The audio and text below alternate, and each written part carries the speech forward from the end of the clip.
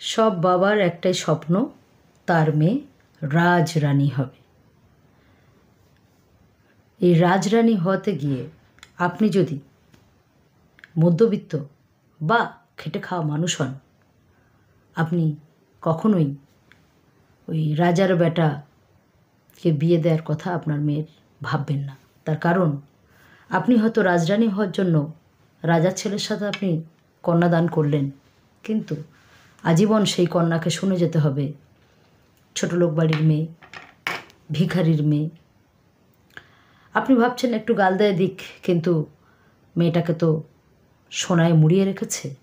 শুনুন, সোনা দিয়ে জীবন চলে না, সোনাও মানুষ খায় না। খেয়ে পড়ে বেঁচে থাকার জন্য দুবেলা দুমুঠো সিদ্ধ ভাত যথেষ্ট, কিন্তু সোনার বাটিতে খেতে গিয়ে আপনার মেয়েকে উঠতে বসতে যে খোঁটা দেবে, সেই খোঁটার আঘাতে কিন্তু আপনার মেয়ে ভিতর থেকে রক্তাক্ত হয়ে যাবে। রোজ তাকে শুনতে হবে, ভিখারির বাড়ির মেয়ে, কী এনেছিস, কী করেছিস, আমরা ছিলাম বলে তোকে উদ্ধার করে দিয়েছি। তাই মেয়েকে যখনই বিয়ে দেবেন খুব ভেবেচিন্তে বিয়ে দেবেন, নিজের সাথে সামঞ্জস্য রেখে, নিজের পরিবারের সাথে সামঞ্জস্য রেখে তবে মেয়েকে বিয়ে দেবেন।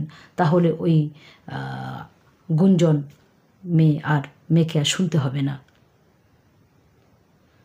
সমস্ত মেয়ের বাবাদেরকে বলছি, যারা ভাবে যে কন্যা সন্তানের বাবা হয়েছে মানে কত তাড়াতাড়ি মেয়েকে বিদায় দিয়ে আমি শ্বশুরবাড়ি তার পাঠাবো, যারা ভাবেন সেই সকল বাবাদেরকে বলছি যে কন্যা সন্তান কিন্তু কোনো টেনশন নয়। তাকে যদি আপনি সঠিকভাবে মানুষ করে নিজের পায়ে দাঁড় করাবার ব্যবস্থা করেন, এর চেয়ে সুন্দর এবং ভালো কাজ আর হতে পারে না। তাই ভালো জামাই বা খুব উচ্চ বংশে, খুব রাজবংশে মেয়েকে বিয়ে দেব, এই প্রবণতা থেকে নেমে আসুন এবং মেয়েদেরকে নিজের পায়ে দাঁড়ানোর জন্য চেষ্টা করুন।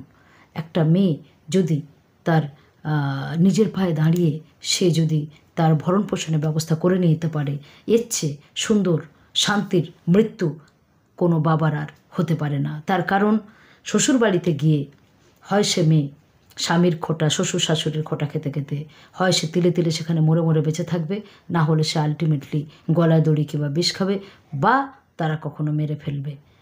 তাই জীবন্ত মেয়েকে লাশ না করে মেয়েকে মানুষ করার চেষ্টা করবেন, আর সামঞ্জস্য বজায় রেখে অবশ্যই মেয়েকে বিয়ে দেবেন। যারা ভাবেন মেয়েকে রাজবংশে বিয়ে দিয়ে রাজরানী করেছেন, তারা কিন্তু আদতে ভুল করবেন। তার কারণ প্রতিনিয়ত শুনতে হবে ছোট লোকের মেয়ে, ভিখারির বাচ্চা,